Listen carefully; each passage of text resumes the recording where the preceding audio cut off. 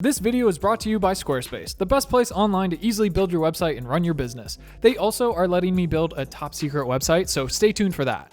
Now, I just realized how many things I missed from the new Stranger Things Season 4 trailer, and so spoilers, duh, but I decided to go to Hawkins myself to see what was really happening, and sure enough, there was a flickering light. If any of you have seen a single episode of Stranger Things, you know that flickering lights equals the Upside Down. So it's canonically confirmed that Hawkins is still infested with the Upside Down, and I think we know who's behind it. Susie.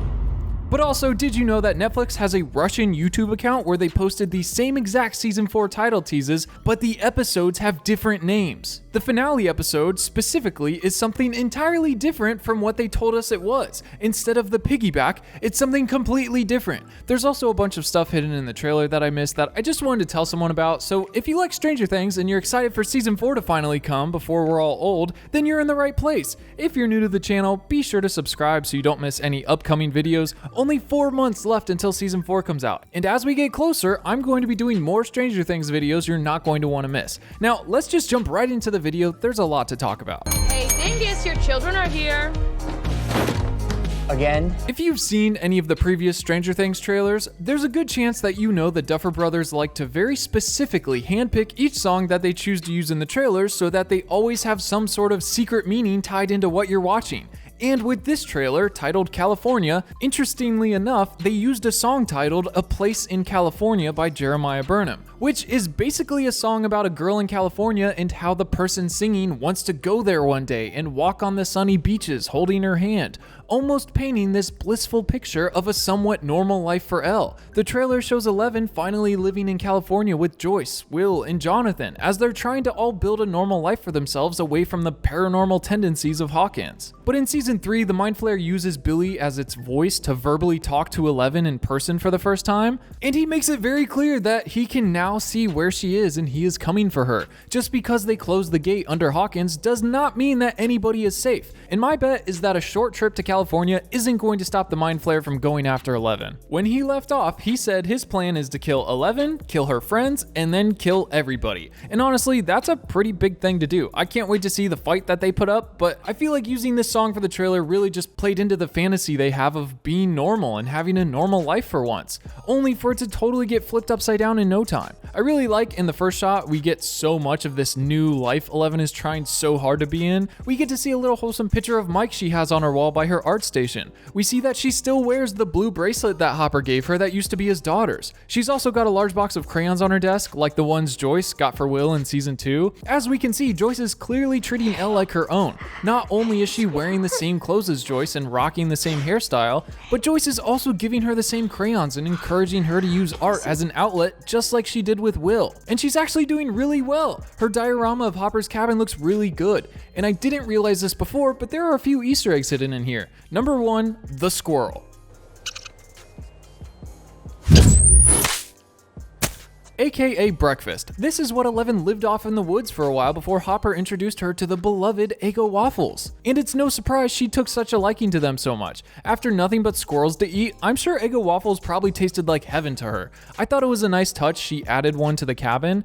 And next is this tiny little thing we see on the tree here. If you remember back when Hopper first took Eleven in, he set up booby traps all around his house so he'd know if someone was coming after them. Eleven, being the high value asset she was, if anyone knew she was hiding in the woods, they would have been coming after her in an instant. So Hopper set up perimeter alarms to alert them if anyone was sneaking up on them. And you gotta remember, when Eleven went looking for information on Terry Ives, her mother, she stumbled across a hidden box labeled Vietnam in Hopper's basement, which they said were going to get a look into Hopper's past this season, but Hopper fought in the Vietnam War, and I'm sure that's where he ran into numerous types of booby traps, much like the one he's rigging. Unfortunately, the Viet Cong didn't play nice, and a lot of their traps were a lot worse than this, but the basic idea is the same, and I wouldn't be surprised if that's where Hopper learned how to do this. And this is just one of the many things that became normal everyday life for Eleven that most kids would never see in their childhood. And I just thought that was really cool that she took the time to build it into her diorama, as it was a big part of her childhood. You don't leave the house, and if you do, watch out for the booby traps.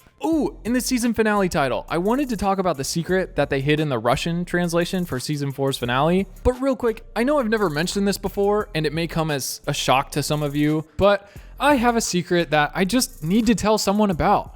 A few months ago, I got a goose. And he's the best goose that I've ever seen. And for a while now, he's been asking me, how is everyone going to know he's the best goose ever? Well, recently, our friends at Squarespace reached out and they hooked us up. Now he can have his own website where he is currently the only official goose in the world. Squarespace is by far the easiest way to make a website, whether it's for a side hustle or one of your hobbies or a personal business or even just for fun. Squarespace is the place to do it. They have so many tools that are so easy to use that literally let you customize every little thing on your website. Just start by choosing one of their nice templates they give you that suits what you're going for and then customize away. Now you can pet the goose, give him food, or even turn him into a Christmas goose. You can also customize it for mobile users too and even add comment sections. So now anyone that wants to contact the only official goose in the world can. Head on over to squarespace.com for a free 14-day trial, and when you're ready to launch your own website, go to squarespace.com/MichaelJ or use code MichaelJ at checkout to get 10% off your first purchase of a website or domain. Thank you to Squarespace for sponsoring this video and giving the first official goose his very own website. Now, like I was saying, the episode title. I'm sure as many of you know, Netflix has many different accounts that they post content on in different languages. And a lot of the times when you're translating stuff, sometimes there's not the exact same word of what you're trying to say in a different language, so you just have to use what you have to say it as close as possible to the original thing. And that's common. We can see that happening with a few of the episode titles they translated. Episode 2, Vecna's Curse, translated from Russian, is just Curse of the Century. A little bit different, but it makes sense. Episode 3, The Monster and the Superhero, is instead Superhero or Monster ? This probably was just as close as they could get, but it also delivers a slightly different connotation. Instead of saying it as the monster and the superhero, both people in the same episode, it asks it as a question, monster or superhero, as in, is this one person a superhero or a monster? Or maybe who will win, the superhero or the monster? Next, episode 7, I just got a kick out of this because I think I'm looking forward to this episode the most. The Massacre at Hawkins Lab translates from Russian to The Slaughterhouse at Hawkins Lab, which honestly just makes it even better. I think this episode is going to be absolutely mental. I can't wait for it to be just a flat out X-Men brawl. I can't wait to see all the numbers go crazy and use their powers together. I really think that this could be the night that 11 escapes the lab. It's going to make for such a great episode. And now for the finale. If you remember when they released season 2 and season 3, they also did title releases where before the season came out, they announced all the titles for the episodes. And along with all the real titles, they released some fake titles because there were some that were just too spoilery that they had to give it a more generic title temporarily just to avoid spoiling the episode, mainly the finales. And with season 4's titles, we were expecting the finale titled The Piggyback to be an alternative safe title, but what's super interesting is if you translate the Russian title they released, it doesn't translate to anything having to do with a piggyback. Instead, it translates to 11's plan. This is so cool. What plan is 11 going to come up with that will use some sort of piggyback for the finale to defeat Vecna or whatever other threat they may be up against? Do you think 11 and another test subject will piggyback off each other's powers to become stronger and defeat the monster? Maybe Vecna is piggybacking off a host like we see with Victor Creel when he kills his family and they have to stop Vecna from coming into this world through its host. And I found this too, but in Polish, the finale translates to stowaways.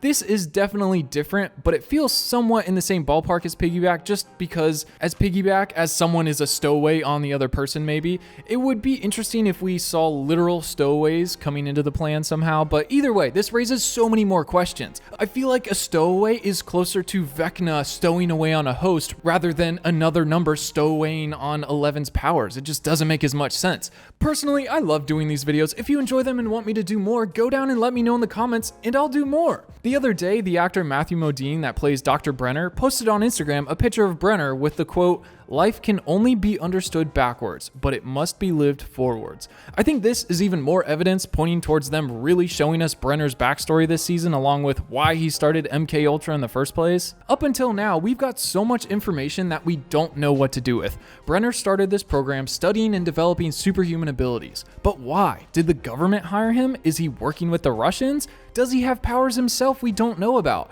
How did he know to look for the Upside Down in the first place? All of these questions have been set up as the story has been told to us going forward, but only until season 4 will we finally go backwards to understand these questions we've had since season 1. And I don't know if you caught this because it was only in the trailer for a split second, but when 11 brings her Hopper diorama into class and sits down, we see the new 2-class bully characters immediately shoot a spitball at her. This definitely plays into her being different and getting bullied for it, but what was shocking is Will is sitting right behind her. He's in the same class as her and knows she's getting bullied. I wonder if he's ever going to stand up for her, as she's basically his adopted sister at this point. Is he just going to ignore them and tell her to brush it off? It's just part of high school? I'm sure he's trying to fit in as well and make his own friends, but him and 11 have been through a lot in the last few years. She's literally saved his life multiple times recently. There's no reason that he shouldn't be standing up for her unless she's told him not to for some reason, maybe so that she gets the full high school experience, I don't know. But I'm sure the bullying will just keep happening throughout the season and keep building up, and I bet you anything,